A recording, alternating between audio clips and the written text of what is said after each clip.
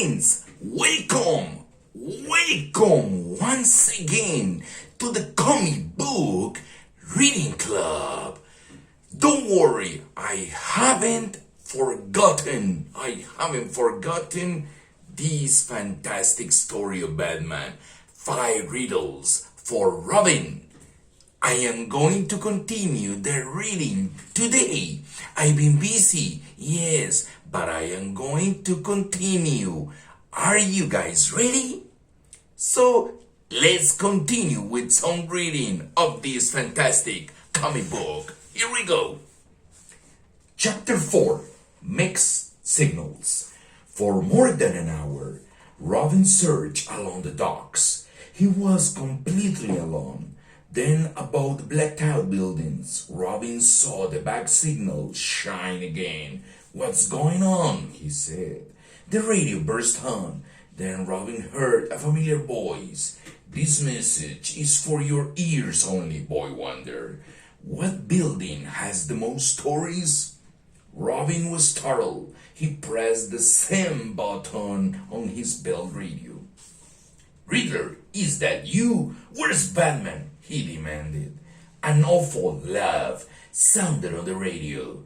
"Chin up, kid," came the Riddler's voice. "I know you'll see the light soon."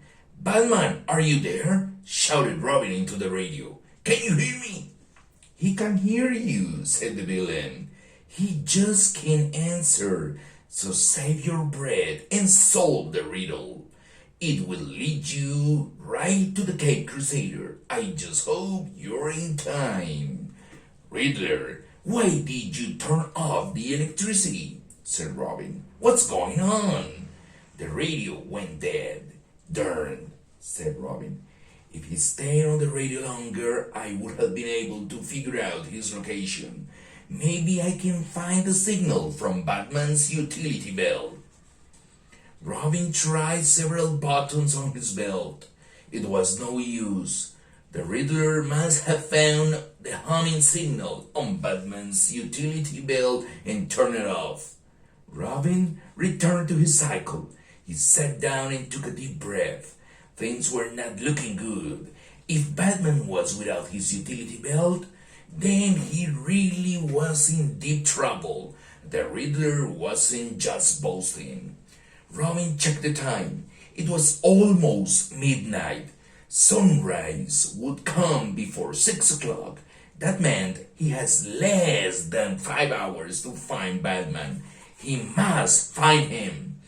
The answer to the third riddle was easy. "It's an old one," Robin said to himself. He zoomed away from the docks. The library is the building with the most stories. Once more, the turbocharged Redbird rocked through the streets.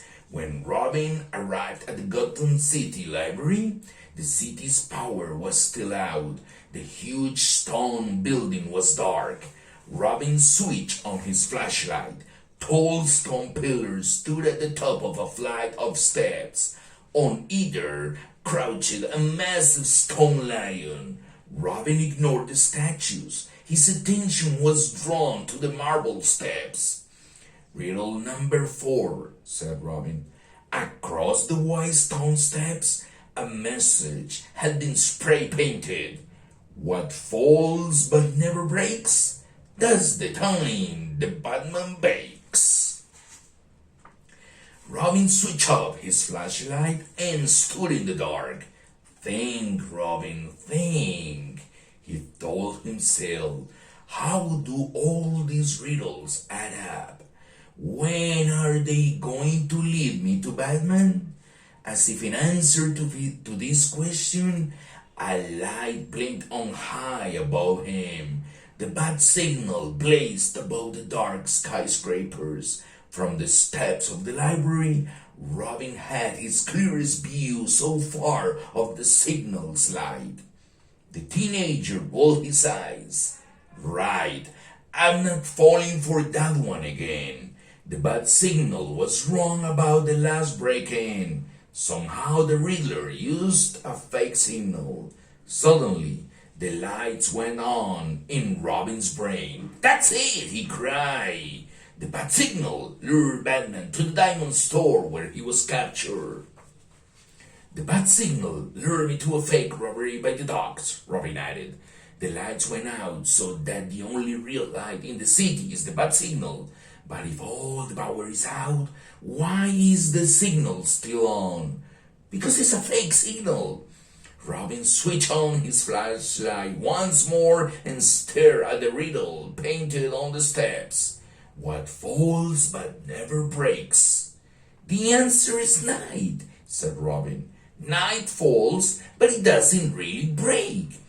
Then Robin realized that the clever Riddler was doing everything at night so that Robin couldn't miss seeing the bat signal. Robin pulled a set of binoculars from the Redbird. The lenses zoomed in on the bat signal.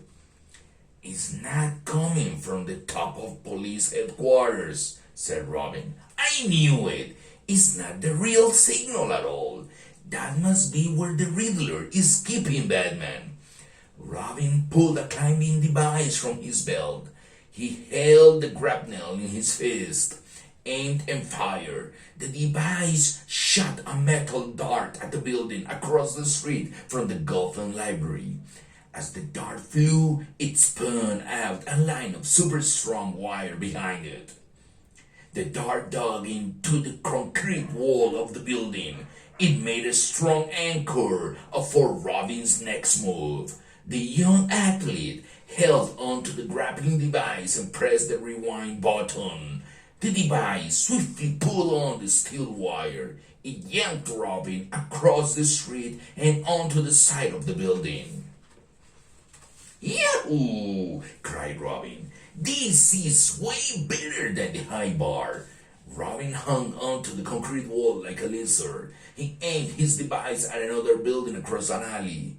The dart flew out and pulled Robin higher and further, back and forth. The boy swung over the street, hundreds of feet in the air. His target was the bat signal. It was a good thing the teenager practiced gymnastics earlier that evening, and it was a good thing he had practiced blindfolded.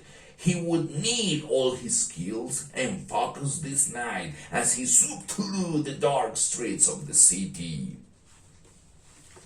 And that, my good friends, is the end of chapter 4 for this fantastic story, 5 Riddles for Robin. We have one more chapter left. So, my good friends, till the next time, have a nice weekend. Take care.